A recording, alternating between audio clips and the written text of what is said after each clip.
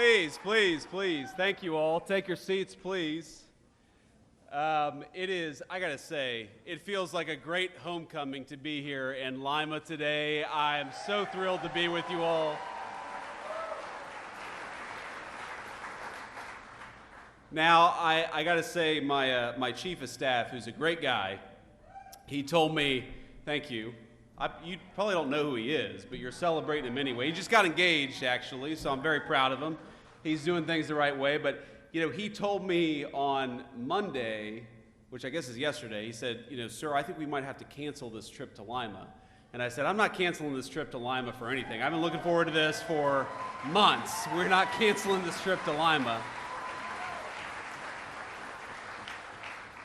And I don't know if you guys saw, but there's nothing going on in the news at all that would justify me canceling this trip to Lima. Why the hell would we cancel the trip to Lima, Ohio? It's a boring day in the White House, as you guys have probably seen. So let me offer a few words of appreciation. So I could probably thank half the people in this room, and I'm so thrilled to be with you this evening. And there are a few by name that I want to call out. So first of all, and I'm not even going to try to pronounce your last name, I never do, but Alex T., the great chair of the Ohio GOP. Thank you, Alex, for everything that you do. I've got to thank, and this is, guys, you should be glad I asked about this. I thought, because it says here, it's Senator Tony Schrader, but I know Tony, and he's not a lowly politician. He is actually the guy who operates behind the scenes. So our great GOP Central Committee man and also the chair of the Putnam County GOP, Tony Schrader. Tony, where are you, man? I love you.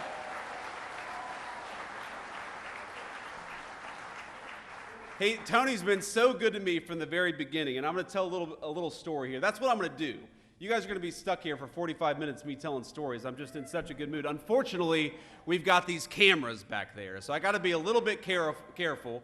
If I say something really stupid, somebody's got to stand up here and stop me before I embarrass myself in front of national TV here. But Tony Schrader was, when I decided to run for office the very first time, it was the Senate race back in Ohio in 2022. And so this is sort of early 2021 when I'm going around and giving speeches. I haven't even declared my candidacy yet, and Tony Schrader was actually backing somebody else in the primary.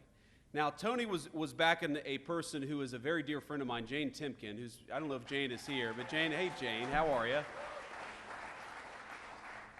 But that was a hard-fought primary, a bunch of really good candidates, and eventually, of course, I won that primary and won the race, but Tony worked harder for me maybe than anybody in all of Northwestern Ohio. I mean, he knocked on so many doors. You remember, Tony, we would have events with volunteers where we would knock on more doors than I thought humanly possible, and it was all because Putnam County GOP is an incredible organization led by an incredible guy. So thank you, Tony, for everything that you do.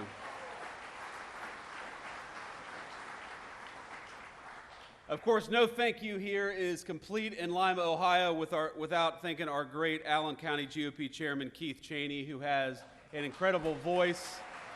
He was the announcer. Keith, I think if I had your voice, I would have been vice president earlier than I made it, man. But, nobody is endowed with perfect gifts here. And, of course, GOP volunteer Kurt Kaufman. Kurt, thanks for everything that you do. We said hello backstage. Thank you, Kurt. All right, so I got my thank yous, at least by name, at least until I noticed somebody else's face in the crowd here. But people always ask me what it's like to be Vice President of the United States, and I'll tell you a couple stories that illustrate that. So first of all, I didn't know that the president would make me his vice presidential running mate until literally the morning of the GOP convention. And if you walk back in time, you remember what happened. So the Saturday before the GOP convention, the president, I actually flew down to Florida to meet with the president, and we talked. It was the first time I had ever talked with him explicitly about becoming his running mate. And he said, I'm not sure what I'm going to do, but it's probably going to be you, so go have fun the next couple of days. How do you have fun the next couple of days when that's what the president tells you? And of course, so that evening, he flew up to Pennsylvania to do a rally in Pennsylvania, and that was the famous moment where he turned his head and missed, I think, what would have been one of the great tragedies in American history, not just a tragedy for him personally. And I really do believe, I'm a person of faith, I imagine most of you are too, I believe the hand of God prevented America from experiencing great national tragedy in that moment.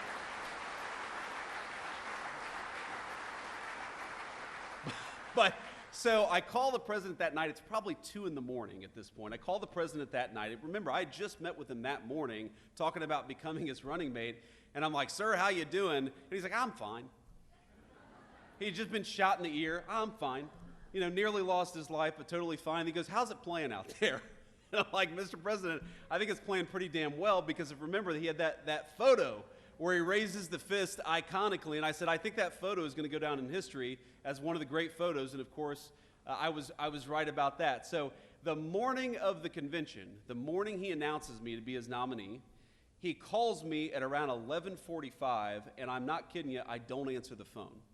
And I don't know what had happened. We had just landed in Milwaukee. We've got 3 little kids. You know, it was a hot day. We were trying to get through all the security to get to our hotel room. I don't know what happened.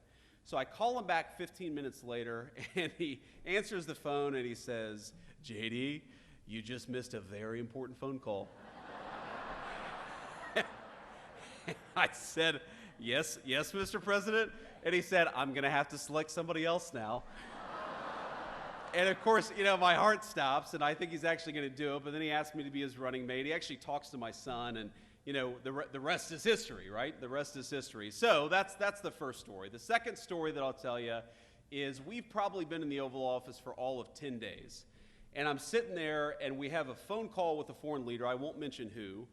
And it's a tough phone call. There are some tough issues that we have to work through with this foreign leader. And he asked me to come sit behind him at the Resolute desk so that if I need to say anything, I can just speak directly into the speakerphone. And it's early in the administration, so there's not a whole lot in the Oval Office yet. And there's this sort of wooden box with a red button sitting on the Resolute desk. And I think to myself, that's probably not a button that you want to press, right? So we're talking to this foreign leader, and the president looks over at me, puts the foreign leader on mute, and says, this is not going very well, and he presses the red button. And my eyes get really big, and I'm like, Mr. President, you know, what just happened? And he looks at me and he goes, nuclear. Nuclear. And 2 minutes later, a guy walks in with a Diet Coke, and he looks back at me and he says, it wasn't nuclear, it's just the Diet Coke button. And that's... So that's the kind of guy, and my fellow Republicans, that we have as the President of the United States, a guy who can do a good job, but keep a sense of humor.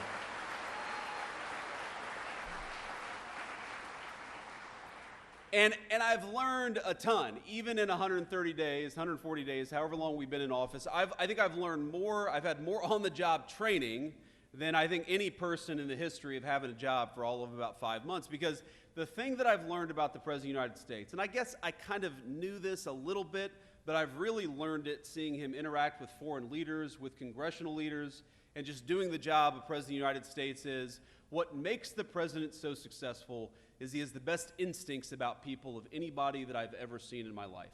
He knows when somebody is selling him a load of BS. He knows when he's making progress, when he needs to cut something off. He knows when he's dealing with somebody that he can trust, and he knows when he's dealing with somebody that he can't trust. And I think if you think about everything that comes across the president's desk, I mean, just on, I guess this is yesterday, on Monday alone, the President of the United States, of course, we were trying to figure out what we were doing with the Israel-Iran situation. Of course, we had just launched the wildly successful attack that destroyed the Iranian nuclear facilities in Fordow and elsewhere. Thank you. But we know the Iranians are going to counterattack, and we're kind of trying to figure out, is it going to be a real counterattack, or is it going to be something more symbolic, more face-saving? He's dealing with congressional leaders about the one big beautiful bill that cuts taxes on overtime, cuts taxes for tips. Thank you. Really is the most important generational tax reform that we've had in this country in 30 years, and also provides billions of dollars to replenish the southern border funding that encourages us and empowers us to kick out the illegal immigrants and to stop the flow of illegal immigration into our country. So we're doing all these things, and that's just one Monday at the White House, and there's no person that could possibly, read all the briefing materials, the tens of thousands of pages of background on all this stuff. But what you need in that Oval Office is you need somebody with good instincts. You need somebody who can tell when a person is negotiating on behalf of the American people, and you need somebody who knows when they're negotiating against the interests of the American people. And I'll tell you, you do not want to be a person in Donald Trump's Oval Office who's negotiating against the interests of the American people, because they'll throw you the hell out and tell you exactly what he's going to do. And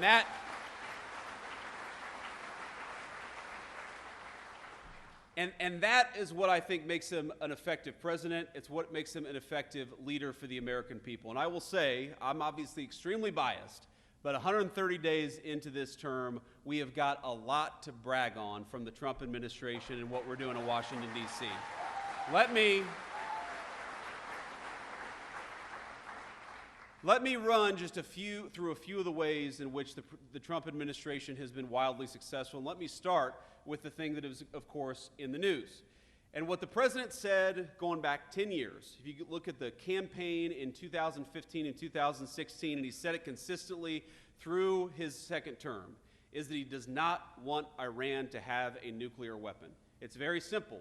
It destabilizes the entire region. It gives this terrible regime leverage over the United States of America. As the president often jokes with me, everybody in Iran calls the Iranian leader the supreme leader.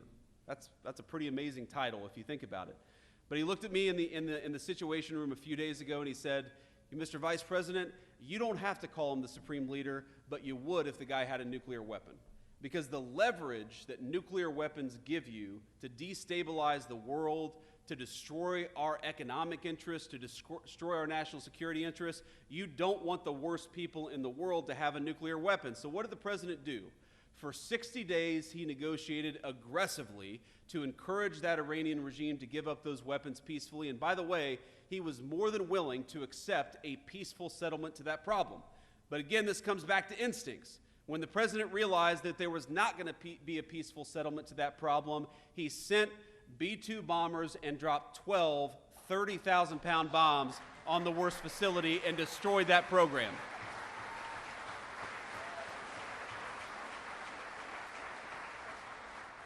And I think there are a lot of Republicans, by the way, I count myself among them, who after the past 25 years, they don't want to get involved in another long-term, protracted Middle Eastern conflict. We all saw what happened with Iraq and Afghanistan. And so what I call the Trump doctrine is quite simple. Number one, you articulate a clear American interest, and that's, in this case, that Iran can't have a nuclear weapon. Number two, you try to aggressively, diplomatically solve that problem. And number three, when you can't solve it diplomatically, you use overwhelming military power to solve it, and then you get the hell out of there before it ever becomes a protracted conflict. That is the Trump doctrine.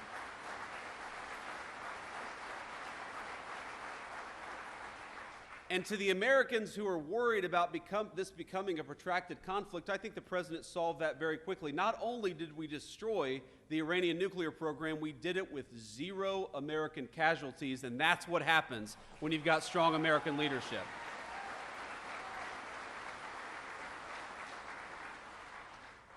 Now let me talk to you about something else.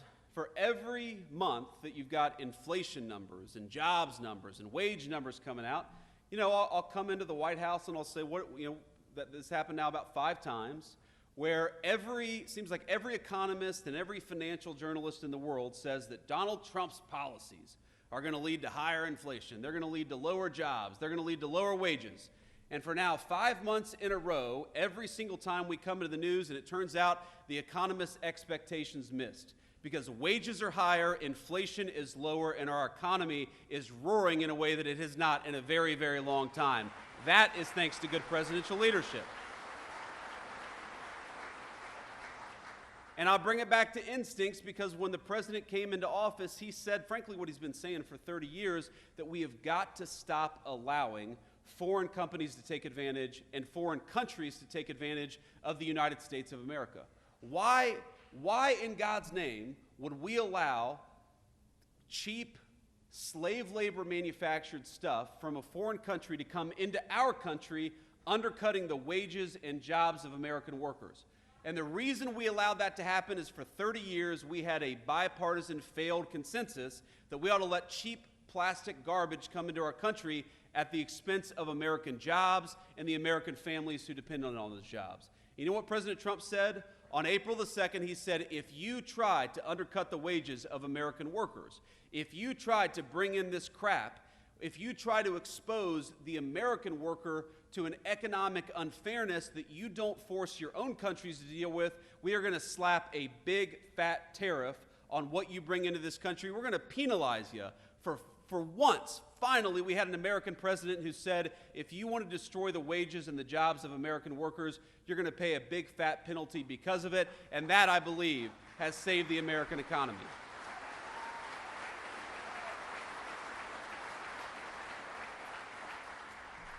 If you want to undercut American steel, you're going to have to pay a tariff. If you want to undercut American auto workers, you're going to have to pay a tariff. And all the economists said, well, what this is going to do is going to produce inflation. And no, what the president said is what it's going to do is one of two things. Number one, it's going to force a lot of people to move their factories back to the United States of America. And we've seen more foreign investment in the past 130 days than you've seen in any 130-day period in the history of this country. Or, he said, what it's going to cause is these foreign countries are going to open up their markets to American manufactured goods. Because here's the crazy thing. You go to Germany, you go to Japan, you go to South Korea. Some of these countries, by the way, are very important allies of ours. But how many American-made automobiles do you see on the streets of these foreign countries? Very often, zero. But we allow all of these countries to come in and do business on our shores. Well, the deal is fair trade. If we're going to let you do business in the United States of America, you damn well let us do business in your country, because that's how we create prosperity for American workers.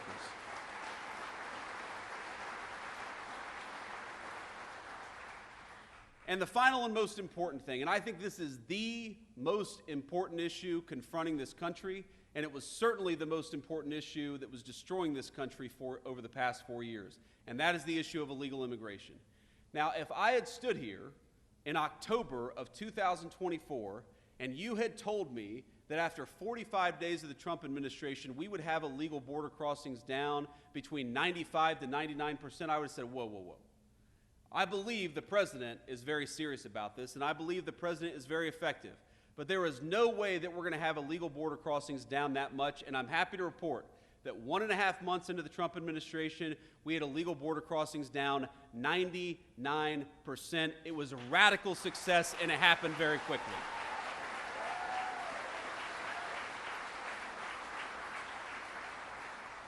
And I believe, ladies and gentlemen, that that saved the United States of America, because we know exactly what the Democrats, not because we had to read their minds, but because Democrats would go out and say that what they wanted to do with those 25 million illegal aliens is give every single one of them the right to vote and turn them into permanent wards of the Democratic Party. And if we allowed that to happen, if we allowed the Democratic Party to import voters instead of persuade voters, that would have been the end of American democracy. You hear the American media say all the time that Donald Trump is a threat to democracy. The threat to the democracy is Democrats importing voters instead of persuading their fellow citizens.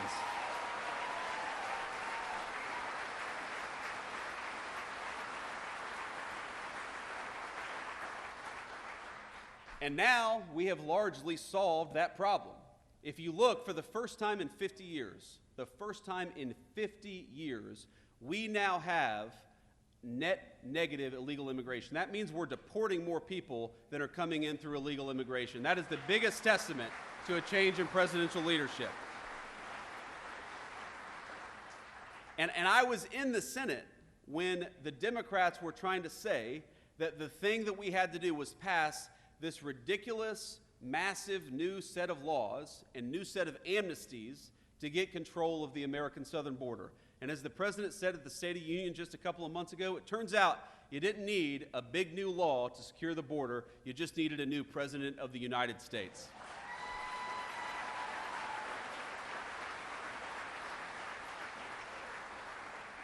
So we've done all these things with effective presidential leadership, and of course, we've got a lot of good guys in Washington, D.C.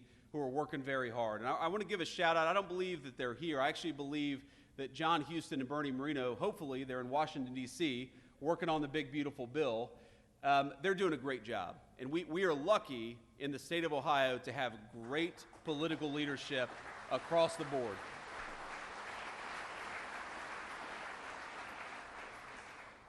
You know, Bernie, I remember talking to the president about Bernie Moreno's candidacy, and, you know, the president really, I mean, look, Sherrod was a tough candidate. Sherrod Brown was a tough candidate. He always did better than national Democrats, and the president himself was a little skeptical that anybody, and we had a lot of great candidates running in that race, the president was skeptical that anybody could beat Sherrod Brown.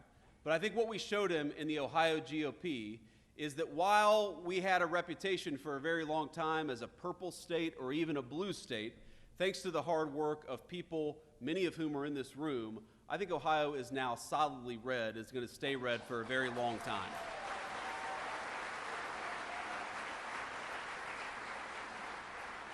But you and I know that's not going to come without a lot of hard work, and I want to talk just a little bit about what that means, because look, I am very much a product of this political party, of this Ohio GOP.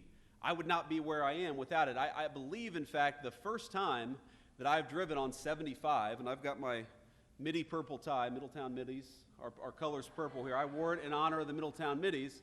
The first time that I've driven on I-75, I'm pretty sure as vice president, was to come to the Lima GOP event here today. And I think about the number of times, thank you, Keith, the number of times that I've driven up and down Interstate 75 as a kid when I was working at a tile warehouse delivering tiles to Findlay, Ohio, or as a, there we go, or as a Senate candidate who was trying, showing up and speaking to groups of 12 people trying to earn votes. I think that what is so great about the Ohio GOP is that we really are strong top to bottom. We've got great candidates running for statewide office, but we've got I see a lot of young people here, many of whom are getting involved in politics for the very first time.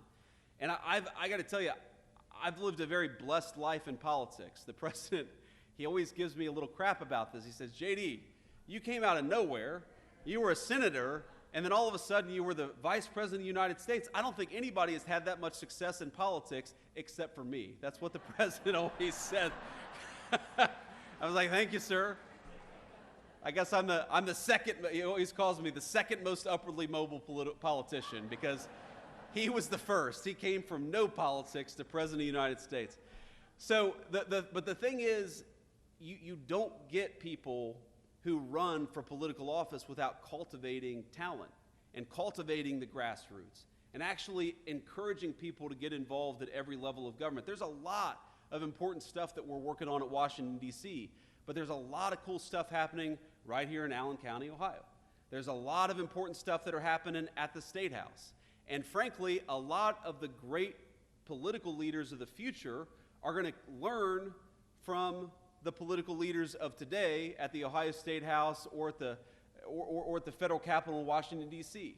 The first exposure I ever had to politics was actually as a page in the Ohio Senate when I was a student at Ohio State University. That was the first time I had ever been exposed to the American political system, working for a great state senator by the name of Bob Schuler from southwestern Ohio. And I'm sure a lot of you remember Bob Schuler. He was a good guy.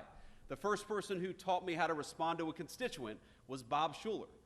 The first person who taught me how to write a good letter and to research an issue was Bob Schuler. And my point here is that what you guys are doing is cultivating the people who are going to run this country and lead this country for the generation to come.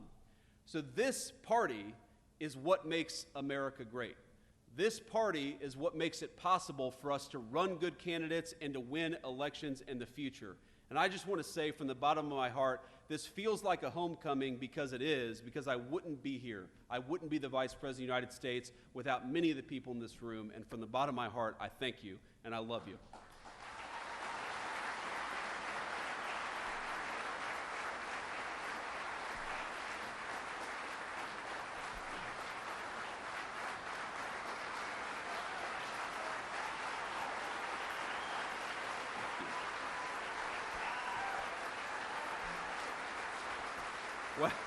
Thank you, thank you. I should quit while I'm ahead, honestly. I should just walk out the door now. I'm not going to do much better than that, I think. But Io, that was another crazy thing that happened on January the 20th. Man. So I called the president on January the 18th, and I said, sir, I know the inauguration is very important, but let's be honest. The vice president is not the most important at the presidential inauguration. The president is. So would you be okay if I, put my hand on the Bible, took the oath of office, and then headed south to attend the national championship game as the Vice President of the United States, because that's a very important, skip all the inaugural balls. Usha, who I think all of you have come to love as second lady, she's doing a great job, and I'm proud of her. I don't know, honestly, how much Usha really wants to wear high heels for 9 hours on that day anyway, so just let us go to the national championship game. The president was like, no, JD, I can't do that. You got to be there. But to walk you through that day, so we do the inauguration, and it's crazy. You're going from one event to the next. And I show up to the very first ball, which was the Commander-in-Chief's ball. And because I've got, you all, every single one of us here has been to a wedding on a Saturday during a very important Ohio State game.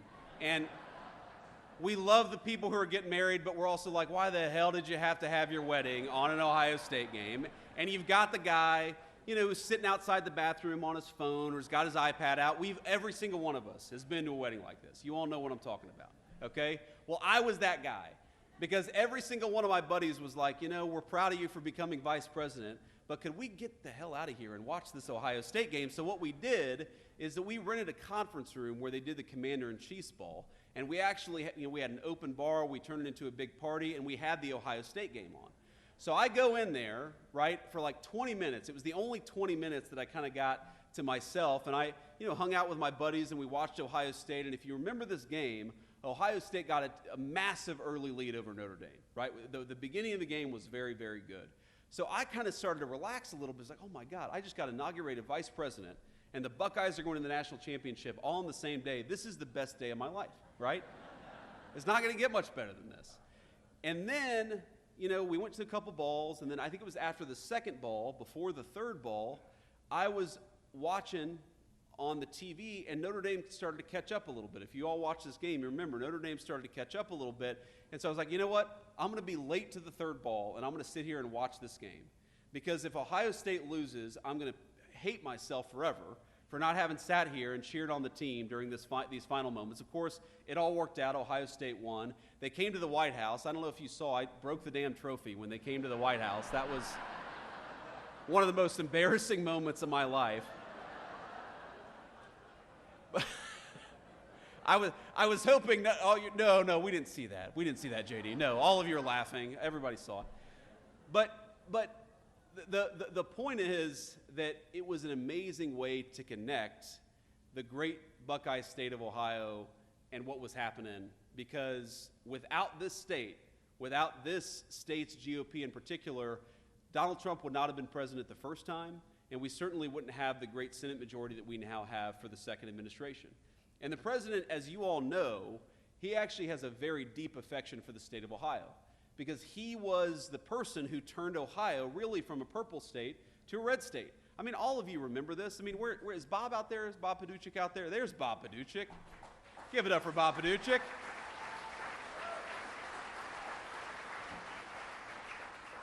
But, back in the day, there was this idea that, all the polls even, right, Bob? At least all the public polls were saying that the president was going to lose Ohio, and then he won Ohio by 8 points. And, of course, he won it by a much bigger margin the second and third time around.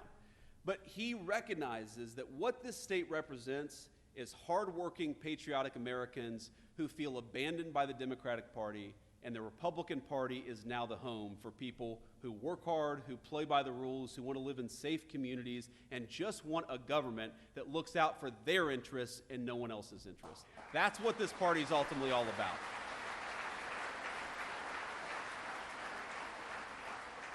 Because when I see that wage growth is the highest that it's been for working people in 60 years, working and middle-class people, the highest wage growth we've seen in this country for 60 years. When I see those inflation numbers keep on coming in below expectation month after month, those are statistics. And those are numbers that, of course, we celebrate. But what I remember is a woman I met on the campaign trail, and you all are going to hate me, but she was actually from Michigan. Don't hold it against her. She's very sweet woman, who told me that she was giving up some of the essentials because she was raising her grandkids, and I know a lot of you probably are involved in your grandkids' lives in a big way. She was one of these grandparents whose daughter had lost her life to a fentanyl overdose. That fentanyl overdose brought in, of course, by the fentanyl poison brought in by the Mexican drug cartels. And she was talking about the ways in which, normally we'd like to have ground beef, but we're gonna cut back on ground beef and just, not go without this week. Or, normally I like to make them eggs in the morning, but we're just going to do toast in the morning because eggs are a little expensive. And she walked me through all the ways in which, because she was taking care of kids she hadn't anticipated, and because grocery prices were going up so much under the Biden administration, that she was struggling financially in a way that she never had in her entire life. And I thought about the common thread that tied together this woman's suffering to the political leadership in Washington, D.C. First of all, why was her daughter gone in the first place? Because our leadership decided that we were going to let illegal Mexican drug cartels bring this poison into our country in the first place. That was the first way our leadership failed her. The second way our leadership failed her is with economic policies that made it so unaffordable that she gave up eggs and decided that she was just going to have her grandkids eat toast. The third way that this country had failed her is because the education system, where she just wanted to send her grandkids to learn reading, writing, and arithmetic, she was terrified that they were falling behind, that they were learning, if anything, propaganda from political activists instead of the basics that would help them get ahead in life and eventually have a good career to be able to provide for themselves. At every step of the way, the previous administration had failed this woman, and I could see it in her eyes, the American dream, this very idea that the next generation is going to be better than the generation that came before it. She was losing faith in that American dream. Now, I haven't talked to that woman since we were elected. I haven't talked to that woman since the campaign stop where I met her probably 7 or 8 months ago. But when I see that energy prices are lower, when I see that illegal immigration is down, when I see that fentanyl overdoses are down, when I see the president under his leadership, we're arresting Mexican drug cartel members at record numbers, what I see is an Ohio Republican Party and a national Republican Party that is fighting successfully for the American dream.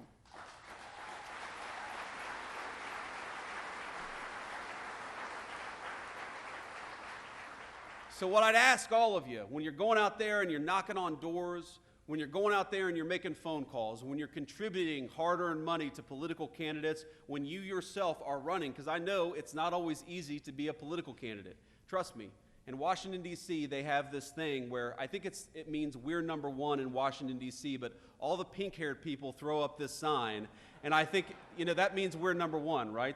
I choose to take that as that symbol in Washington. But all kidding aside,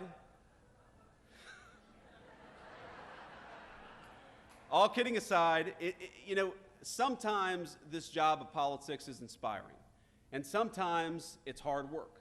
And you take the good work, the inspiring work with the hard work, but I want you to remember that what we're trying to do is create the kind of country where that woman's grandchildren can grow up and go to a safe school where they get a good education. We're trying to create the kind of economy where those grandkids, if they work hard and play by the rules, can provide for their family with a dignified, high-paying job. We're trying to create the kind of country where that woman knows that her leadership cares more about her and her family than they do about Mexican drug cartels. We are trying to create the kind of country where the American dream is alive and well.